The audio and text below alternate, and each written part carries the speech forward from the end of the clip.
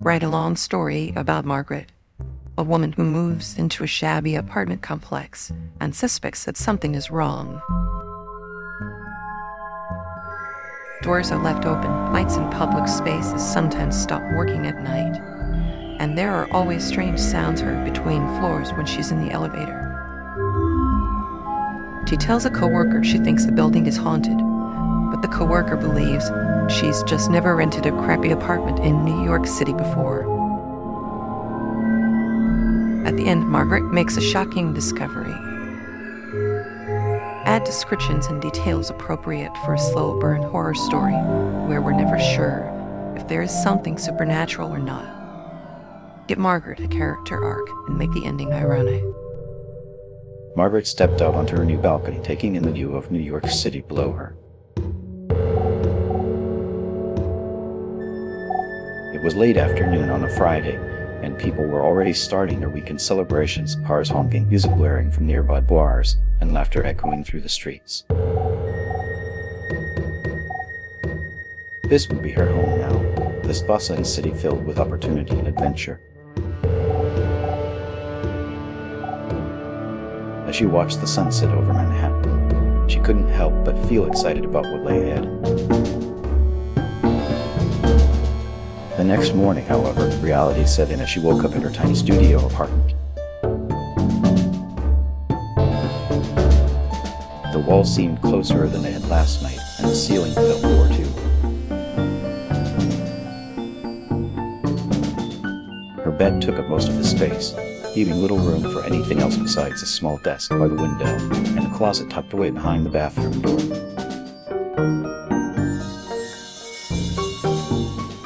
Still, it wasn't so bad considering how expensive rent could get in this part of town. And besides, she reasoned it wouldn't matter much once she started making friends and exploring all the city had to offer.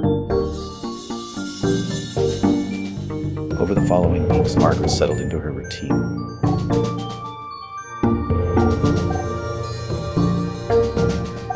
Each day began with a short walk to work, followed by hours spent typing away at her computer in a cramped office surrounded by other young professionals like herself. After work, she would often meet up with colleagues for drinks or dinner, sharing stories about their lives back home while trying to navigate the confusing world of dating apps. On weekends, she would explore different neighborhoods, visit museums, and attend concerts or plays. Slowly but surely, Margaret was finding her place among the millions of people living in this concrete jungle. Despite these positive changes, there remained an underlying sense of unease within her. Something didn't quite feel right about her new home. For starters, the apartment complex itself seemed run down and neglected. Doors were left open, lights in public spaces sometimes stopped working at night, and there were always strange sounds heard between floors when she was in the elevator. She told one of her coworkers that she thought the building might be haunted, but he just laughed and said she must have never rented a crappy apartment in New York City before. "It'll take some getting used to," he assured her, "but you'll learn to love it eventually." One evening after returning from work, Margaret found her front door unlocked despite having locked it earlier that morning. Inside, everything appeared normal except for a faint smell of smoke lingering in the air. When she asked her neighbors if anyone knew what happened, they shrugged and claimed not to notice anything out of the ordinary. Later that week, she discovered several items missing from her kitchen, mostly utensils and plates, nothing valuable enough to warrant calling the police. But still, something didn't sit right with her. Someone had been inside her apartment without permission, and now they were taking things. It made no sense. The final straw came during another late night party with her coworkers. As they sat around discussing their latest projects, Margaret brought up her concerns about the apartment again. This time, everyone agreed that maybe something wasn't quite right. They suggested various explanations. Perhaps it was faulty wiring causing the electrical issues, or maybe the landlord was simply too busy dealing with more pressing matters to address minor complaints. Whatever the reason, they all agreed that Margaret should talk to management and see if anything could be done. Over the next few days, Margaret tried repeatedly to contact the property manager, leaving multiple voicemails and sending numerous emails detailing her concerns. Each time, she received an automated response promising to look into the matter and provide updates as soon as possible. Frustrated by the lack of progress, she decided to pay a visit to the office herself. Upon arriving, she noticed that once bustling lobby was now empty save for a single desk clerk who greeted her with a weary smile. After explaining her situation, the clerk apologized profusely and promised to pass along her message to the appropriate person. He also mentioned that due to recent staff changes, responses may take longer than usual. Satisfied with this explanation, Margaret returned home feeling slightly better about the whole situation. That night, as she lay awake listening to the sounds of traffic outside her window, Margaret couldn't help but feel uneasy. Something felt off, like there was a presence lurking just beyond her reach. She closed her eyes tightly, trying to will away these thoughts, when suddenly she heard footsteps coming from within her closet. Heart racing, she reached for the light switch only to find it wouldn't turn on.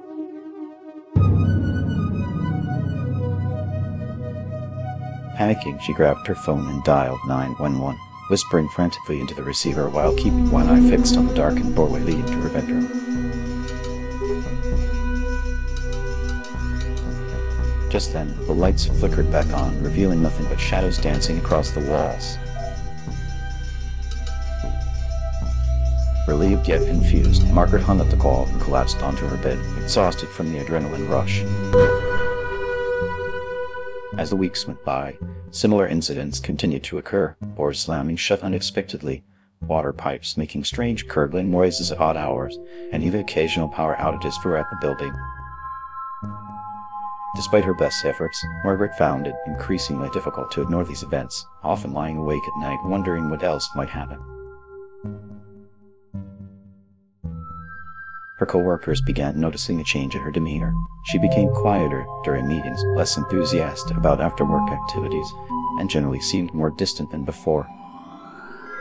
They chalked it up to stress or maybe even homesickness, offering words of encouragement and inviting her out for drinks whenever they could. But deep down, Margaret knew something wasn't right. This place didn't feel safe anymore, and she needed answers. One morning, while waiting for the elevator, Margaret overheard two maintenance workers discussing an incident involving another tenant. Apparently, someone had reported seeing strange figures roaming around their apartment late at night, causing them to move out immediately. The men laughed it off as some sort of prank or drug-induced hallucination, but Margaret couldn't help thinking otherwise. Could there be something supernatural going on here? Was her building truly haunted? Or were these simply coincidences fueled by her own paranoia? Either way, she decided that enough was enough. It was time to confront management once again. This time, however, instead of visiting the office directly, Margaret opted for a different approach. Searching through public records online. After several hours spent combing through various websites, she finally stumbled upon something interesting, a news article detailing the history of her very own apartment complex. As she read further, her eyes widened with shock and disbelief.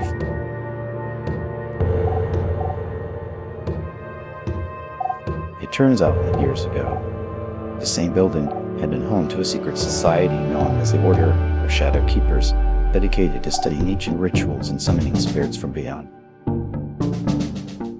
According to local legend, one such spirit managed to escape its confines, resulting in numerous deaths and disappearances within the neighborhood. Eventually, authorities stepped in and closed down the organization, forcing its members into hiding. But did that mean the entity itself had disappeared too? And if so, where could it have gone? Margaret sat back in her chair, trying to process everything she just learned. Suddenly, all those strange occurrences made sense, doors left open, lights flickering, sounds coming from empty rooms. Somehow, whatever man had escaped all those years ago remained trapped inside the walls of her apartment complex, seeking refuge among unsuspecting tenants like herself. She felt both relieved and terrified knowing the truth behind what happened, yet still uncertain how to proceed. Should she warn others about the danger lurking within these halls? Would anyone believe her story? Or would they think she was crazy, just like her co-worker had suggested before?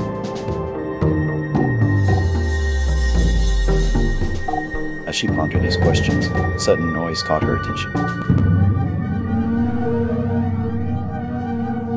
Footsteps echoing across the ceiling above her head.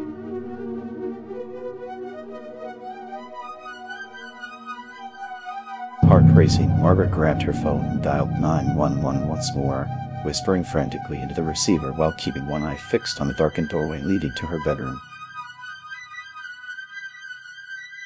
Just then, the lights flickered back on, revealing nothing but shadows dancing across the wall. With each passing second, Vera gripped tighter around her throat until she could barely breathe. Hello? What's your emergency? I need help. Soon enough, sirens filled the night sky outside her window, signaling the arrival of police officers who rushed upstairs to investigate. They searched every corner of her apartment, questioning her thoroughly about any potential suspects or motives for an attack. However, after finding no signs of forced entry or physical harm done to Margaret herself, their suspicion began to shift towards her mental state instead. Was this simply another case of paranoia fueled by drug use or some sort of psychological disorder? Perhaps she needed professional assistance rather than law enforcement intervention? Despite their concerns, the officers agreed to stay with Margaret throughout the rest of the evening, ensuring her safety until daybreak, when things might appear less threatening under the light of dawn. As they settled down in various spots around her living room, whispers of doubt continued to circulate amongst themselves. Were they truly dealing with something supernatural here, or merely a distraught individual looking for attention? Either way, it seemed unlikely that anything further would happen tonight. All they could do now was wait and see if any new developments arose come morning. And so the hours passed slowly, marked only by the occasional creak from floorboards overhead or distant sounds of traffic outside.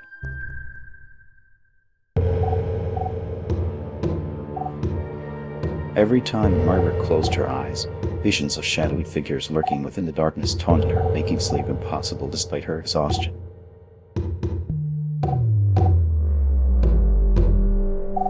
Instead, she sat quietly on the couch, staring blankly at the television screen as its flickering images provided a much-needed distraction from reality.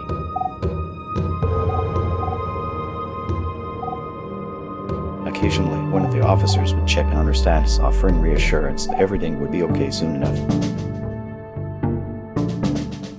But deep down inside, Margaret knew better. There was no escaping whatever force had taken hold of her home, nor could anyone else protect her from its grasp.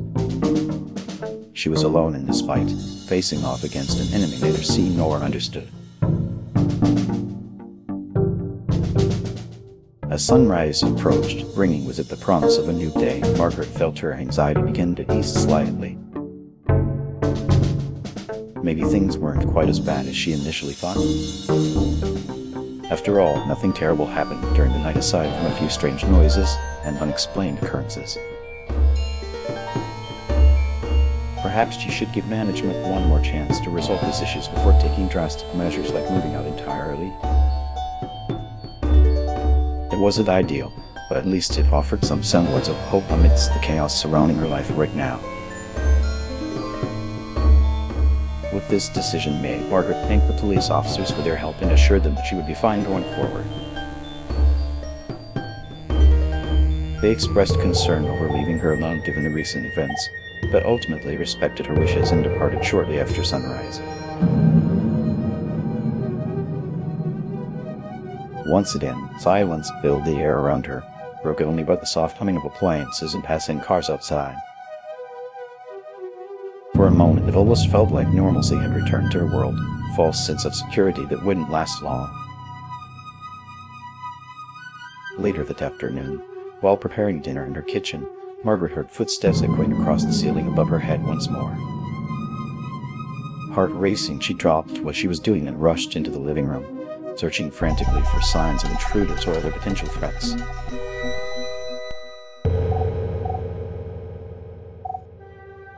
However, just like earlier, there was nothing visible except shadows dancing along the walls, teasing her with hints of something sinister hidden beyond sight.